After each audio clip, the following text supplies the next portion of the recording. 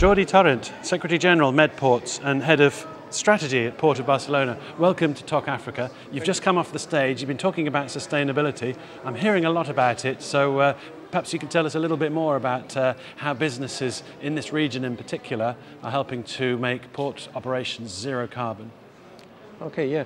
Let me say first the region, when I speak of the region, I mean the Mediterranean, is in a very good position in order to benefit from the energy transition that this industry is going through.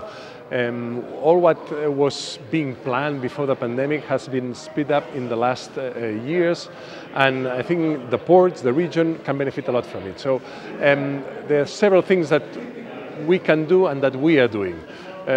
This is going to be, I believe this is going to be one of the places on the planet where alternative fuels are going to be provided to the industry. Here we have different countries, Egypt, Morocco, Spain, the south of Italy, that are very good places in order to provide clean fuels to the industry. And we see projects being developed in all these countries. No? Now in our panel we had a colleague from Maersk that spoke about different projects taking place in the region.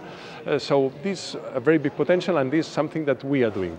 Another thing that in ports in the region we're doing in order to help in this transition and to become carbon neutral is electrifying the ports and terminals, onshore power supply. So we see how these projects in different big ports in the region have been accelerated recently, and in a couple of years' time, or in between 2 and 3 years, we're going to see major container, cruise, ferry terminals in the region with onshore power supply deployed.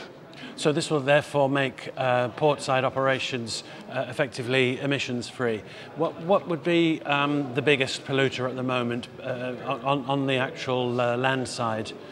On the land side, it depends on each port, but following different reports from different ports, you have the equipment that runs on diesel, for instance, but lots of ports, as we have heard now with our colleague from Kalmar, are changing into electric vehicles, etc.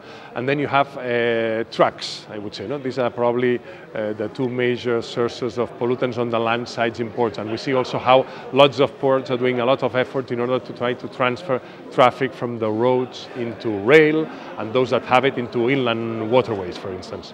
And I guess it also makes ports good neighbours for the local community too. Yeah, this we have a lot of pressure, legitimate pressure from our communities, from our cities, in order to reduce as much as possible the impact of our activities. So this is one of the main reasons behind that we're doing this. But at the same time, let me remember that ports in general in the region, and you have to differentiate between industrial ports and non-industrial ports, but when we speak about non-industrial ports, their impact on the quality of the air is small compared to other ports. So despite this, I believe that most of the major ports in the region are doing a lot in order to reduce even further this impact on the quality of the air of the cities, etc.